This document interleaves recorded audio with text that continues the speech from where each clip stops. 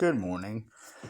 Today, I'm doing my podcast a little bit late because I was having troubles with my phone over the weekend. I lost my original phone at at work, and I had to get it replaced. But so that process over the weekend was a pretty interesting process, and so I'm doing my post on a Monday instead of a Sunday. But today, the title of the message is "This is not good," and it's like we're starting in Genesis 2:18, which says, "And the Lord God said, It is not good that the man should be alone. I will make him a helpmeet for him." Now, it is not good for a man to be alone. Stems deeper than the husband and wife. The women, for as long as I have been alive, at least have used this content and used this context and have gotten a big head about it. Now, it's not inaccurate that men need women, but I think it goes well beyond. Men need their relationships with other men. Women need other relationships with other women. Um, Men, like, we all need each other, because there are things that women can offer that men can't, and there are things that men can offer that women can't. um, Men have played into this by even saying that God saved the best for last. And yeah, women are the crown of God's creation. I I have always believed that. But what it has become is the Frankenstein moment. What started as a helper for the man has turned into, "I don't need men. I'm a strong, independent woman and a queen." And I noticed too, men say, "I don't need women" too, which is just complete hogwash. We both need each other, as I mentioned before. Um, and, you know, Dave Hunt talks about the term goddess consciousness. The principles are exactly the same as the one Satan used that got him thrown out of heaven. Pushing to do equal ends up with her feeling like she does not have to listen to her husband, thus not listening to God. So her feeling equal, just like with Satan, when Satan thought he was equal with God, he ended up, out of his pride, thinking that he was better than God. And the created cannot say to the creator, "I'm better than you." That it doesn't go over well, because as anyone who's had kids, can say, "When I brought you into this world, I'll take you out." And so, um, it usually puts an end to that argument really quick. But I will get into detail what Isaiah 14:12 to 15 says. And it was interesting how I came across this, because I was going for a walk, and the like because I will always love women. Women are awesome people when they are actively pursuing God. It's because women naturally will bring out the best in men, or they can bring out the worst. And I think Proverbs 7 and Proverbs 31 talk about that. A Proverbs 31 woman will bring out the best in a man, as opposed to Proverbs 7 is the type of woman that brings out the worst in a man. And now, how you do that is not by competing with him, but by complimenting. Complimenting as far, not just as far as, "Hey, you're doing a good job at this." Um, or even if you don't like something, hey, I've noticed this. Hey, this is something that you could do to to become better, and it's like inspiring each other to be better as opposed to leaving when things get tough, which tends to be what a lot of today's day and age women tend to do. Um, but here I am going on what Isaiah 14:12 says. So actually, whoops, I told you I was going to come about the story. So I was thinking about that, and I like on my walk, and I was on my way home, and the Holy Spirit revealed to me that a lot of the things that women of today do is similar to that of what Satan got Satan kicked out of heaven. And I'm like, holy cow. Actually, I did say a cuss word with that when because like when you first hear something, put a certain way, it does blow your mind. It's like, no way. And then started studying, like, yep. But here we go. I'll prove it to you, and you'll take this journey with me, hopefully. How are you fallen from heaven, O Lucifer, son of the morning? How are you cut down to the ground, which did weaken the nations? For you have said in your hearts, I will ascend unto heaven. I will exalt my throne above the stars of God. I will sit also upon the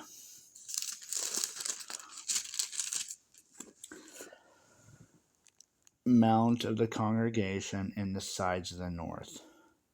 I will ascend above the heights of the clouds. I will be like the Most High.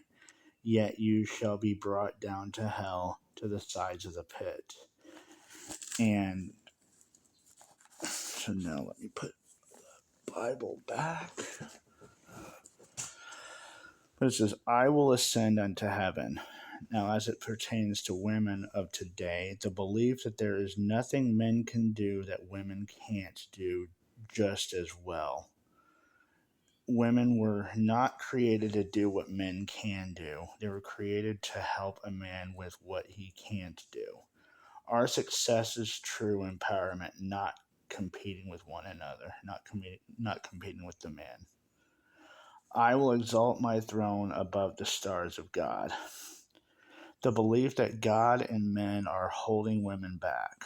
Why is God telling you you can't have whatever it is? So they make themselves. They're So they what? No. So they resolve themselves that they're going to go after the very thing God said no. It's like the scene in the music video of God Good, Devil Bad by DeGarmo and Key. The guy representing Satan is determined to win, but doesn't see the warning signs ahead. His desire to win led to his own destruction. Same with the women of today. They are so desperate to be better than men that they ignore the warning signs ahead of them. Go after high-income men who are more likely to be unfaithful and be abusive than the men who make a modest living. That is one. Because one thing about that is men who don't make as much money, like they're more likely to be faithful because they have to be very cautious with how they spend their money. Like they'll like they're looking at, okay, even though I don't, there are always things that we want. We have to prioritize keeping our bills paid, which means, okay, we don't have time, like you don't have the time and the money to go out and party and pick up with other women. We just all we have is really enough money to go go to work, go home, and take care of what we got to take care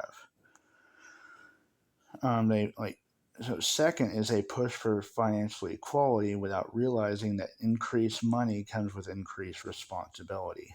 It's not oppression, it's more responsibility comes with increased struggle with balanced public relations with responsibility that comes with the financial equality. Okay, because that kind of like sound like rambling a little bit, but in layman's terms, the women that I have seen in in authority have had to balance the stress of dealing with like being fair to everybody in public relations, um, and the struggle of running a business. You got to be able to balance being fair to everybody as well as, okay, we're here to make money as well. Um, being able to take care of your people so that way you can maximize your income and profits as well. Um, then the third is I will sit upon the mount of the congregation in the sides of the north. Takes me a little bit to turn the page. Women are getting increased roles in leadership in businesses and churches. Businesses and churches push for equality over who is called by God. This has led to a dramatic decrease in men attending and getting involved in churches. The false accusations against strong Christian men has made this much worse. Churches and workplaces have weakened in focus on feelings rather than hard work and high quality. It's it's been further weakened by men being behind bars needlessly over unnecessary viewed crimes and false accusations they can't afford lawyers to fight. I will ascend above the heights of the clouds. I personally believe that the biggest reason I'm not married is due to women having unrealistic expectations for relationships while not meeting the same expectations of men. Society treats women as royalty and men as scum. Now, let me elaborate a little bit on this because, yes, we are all treated unfairly at times, but I'm seeing increased evidence when it comes down to men versus women in disputes, whether it's like, childhood custody, whether it is at a job, whether it's at church, the the authority figures a lot more times than not side with the women, and the men are treated like garbage. The women are just, because the belief of believe all women, and that's a dangerous place. Is anytime that you have a like conflict, if it's dealt with biasedly, it increases a conflict. If you deal with it unbiasedly, you squash the conflict. um, and I will not accept this narrative of men being scum. So if women don't treat me with the same honor they expect from me as a man, I won't enter into a relationship until they learn to not think more highly of themselves than they ought to think. It won't happen. Because yeah, it's like if you're gonna think of yourself as a queen, it's already gonna be a red flag. Because for me, it's like, if you are thinking of yourself again as a, that's essentially a boss babe, then then there is nothing I'm going to be able to do as a man other than being rude and derogatory towards you, which I will not do, to debase you. That's something that God's going to have to do because God's the only one who can. I will be like the Most High. It will be a harsh rebuke from God when he states there's only room for one God and you aren't it when women have gotten used to not being held accountable. This will hurt them hurt them badly. We've got to start holding women accountable, even if it means we are alone. It has been refreshing to see men rising up and standing together to not let women push them around anymore. Because we allowed that for years, and in the name of peace and quiet, in the name of not wanting to create a scene, in the name of giving you the benefit of the doubt. It's good to see that men are starting to rise up and saying, "Yeah, no, we're not taking this anymore." I would rather save some by holding them accountable now than for them to be thrown out of heaven for exalting themselves higher than God. There is no such thing as independent. We all are interdependent on one another. While that doesn't mean we don't try our best to accomplish what we can, we trust each other so we can accomplish all we can. Now, there's a difference between accomplishing what we can and all we can. What we can, like the Bible talks about in when when a man falls, if he's alone, he doesn't have anybody to pick him up. If a man's got another person beside him holding him accountable, when he falls, that same person holding him accountable is there to pick him up, so that way he or she can keep trying. And so we can always accomplish more together than we can accomplish individuals. The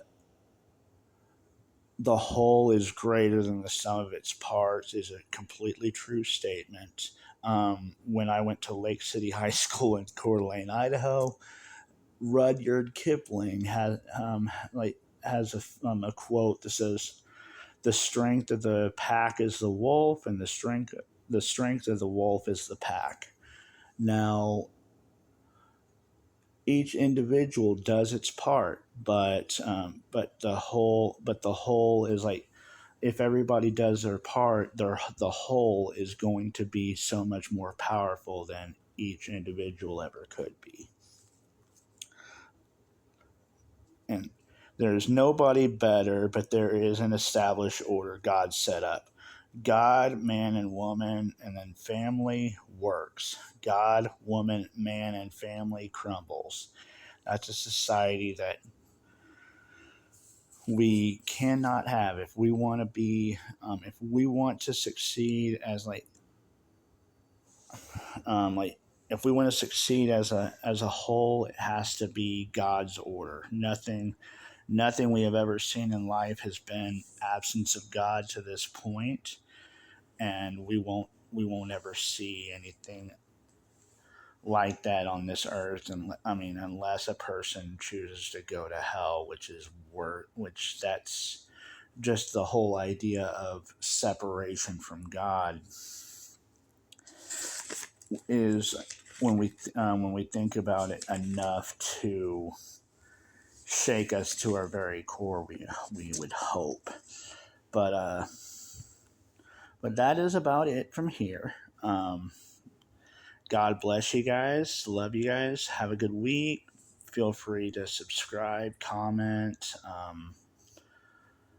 like, whatever it is you do. Share with your friend, even if you want to. And I should be back same time, same channel next week. Not the Monday, but but yeah, I should be back on Sunday. Have a good one.